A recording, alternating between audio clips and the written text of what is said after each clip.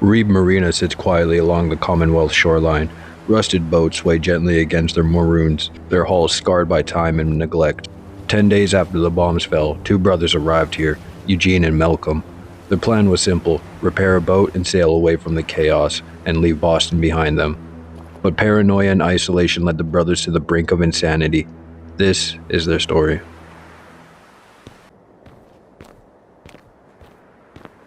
The warehouse was quiet as I entered. A Mr. Handy emerged, its sensors glowing faintly. It called me by Eugene and gestured for me to follow it. Hello, Eugene! Your brother Malcolm has prepared a surprise for you. Follow me.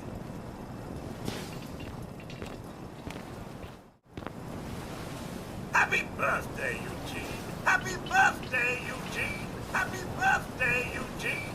Good day to you! Here we go. After destroying the robots, the room falls silent. On the floor, the skeletal remains of what appears to be Eugene lie collapsed near the table. On the table beside him sits a comic book and a flickering lantern. The birthday sweet roll remains on the table, untouched. One section of the warehouse shows clear signs of being lived in. A small bed sits in the corner, its mattress worn and stained, shelves holding empty containers and a few miscellaneous items. A terminal still active, logged in as Eugene. First day in the marina. 10 days since the bombs fell and the world has gone mad. Malcolm and I just might be able to pull this off. The boats are still in good condition. If we can get one of them up and running, we can escape the chaos of the war. I'm glad Malcolm is here. Family got to stick together, even if he is an annoying slob that slurps his coffee. 20th day at the Reeb. If that blasted fool thinks he can tell me what's what, he's got another thing coming. He needs me, and that means what I say goes. We are escaping south. That jackass is never gonna fix the other boat without my expertise and parts.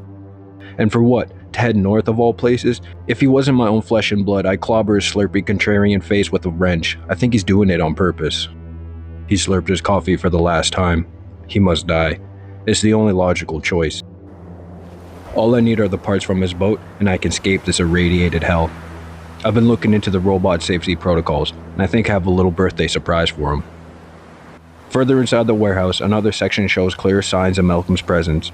A small table holds a television, a coffee pot, and several cups. A worn couch sits nearby. A small desk holds its terminal, still active and logged in. We just got to the marina today. It's hell outside. We should be able to fix one of these damn boats and sail ourselves out of here. My uptight brother drives me nuts sometimes, but family sticks together, through thick and thin. We've got a lot of work to do. I need a cup of coffee.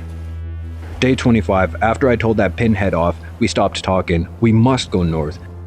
That chicken shit has started leaving little notes everywhere instead. Two can play at that game.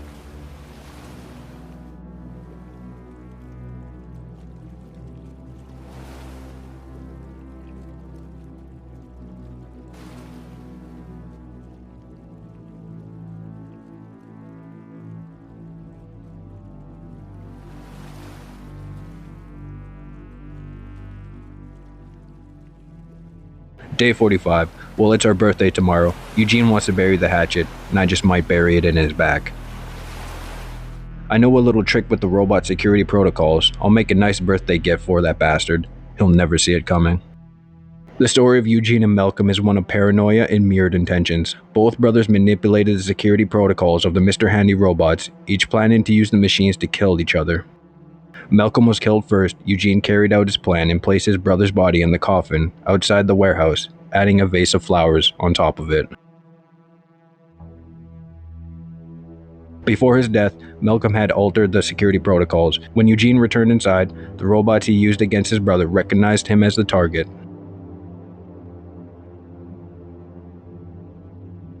Just up the hill from the Roadside Pines Motel sits a small house, partially hidden by overgrown brush. At some point after the bombs fell, a tree crashed through the roof, collapsing part of the structure and leaving the upper floor exposed to the elements. Just outside in the small detached garage, a skeleton hangs from the ceiling beam. The rope is still knotted tight around the wood. A stool rests on its side beneath him. He never had to watch the world outside decay into the irradiated wasteland it had become.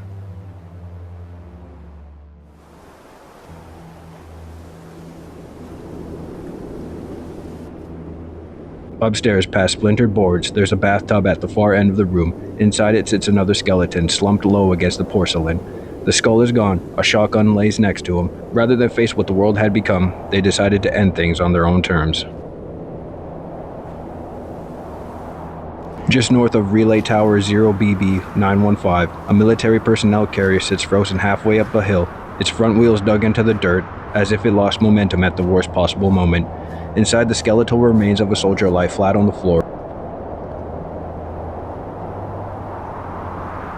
His service rifle rests nearby, and next to him is a small locket. The glass is cracked, but inside a faded photo of a woman and child. He died carrying the memory of a life he would never return to. Just south of the armored personnel carrier, a tank lies abandoned, its tracks half buried in the ditch. Leaning against the rusted metal, a skeleton dressed in tattered armor fatigues clutches a shovel. A few feet away, scattered on the ground, are 2 water bottles, a dented helmet, a pack of cigarettes, and among them, a note. 2 soldiers, drunk and daring, took the tank for a joyride, laughing and shouting, ignoring the consequences. The thrill ended abruptly when the tank became hopelessly stuck. When the bombs fell on Boston, the soldiers never made it back. Only their skeletons, the abandoned tank, and the scattered belongings remain, a quiet testament to lives lost and past mistakes.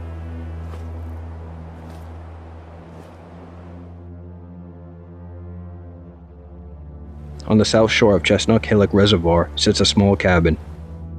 The north side has started to sink, and the porch leans slightly toward the water. Signs of past life remain. This was the home of Edwin. Years after he first arrived, he returned here to a place that had been abandoned and partially damaged. His holotapes tell the story of his life here, the routines he kept, and the ways he tried to make the cabin livable in a world that often made that difficult.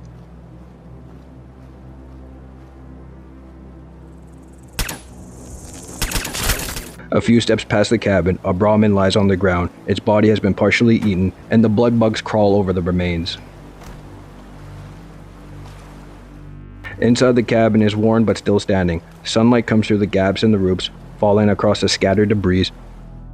The room is mostly empty, a few items lie forgotten, remainders that someone once lived here. It's clear the cabin had been abandoned for some time. At the back of the room, a desk sits against the wall. The terminal on it hums quietly, still powered, its screen faintly glowing. Someone named Edwin left entries here, recording the details of his life in the cabin. Accessing the terminal, you can play his holotape. Bess and I got in just before sundown. Old place is still in one piece, though the north side sunk a little more. Need to shore it up more the next time I'm out this way. Whole place has been trashed though, damn raiders. Took me a week or 2 to get it cleaned out again. Forgot how nice it was to get off the road. Bess seems to be settling in well. Hard to believe it's been 10 years. I still remember Anika leveling that shotgun at me. What an introduction. Think we were both glad she never pulled the trigger. Couple of bloatflies bothering Bess this morning. Chased them off, nasty things. Spent the afternoon rigging up a zapper with the parts from the old generator. Seems to work well enough. One jolt and that ought to keep them away for good. Shooting stars tonight. Sat on the deck and watched them, just like we used to. She's been gone 3 winters now. And all I got left of her is this locket, and this old place. She deserved better. Out fishing when the bugs came back. Bloatflies and worse.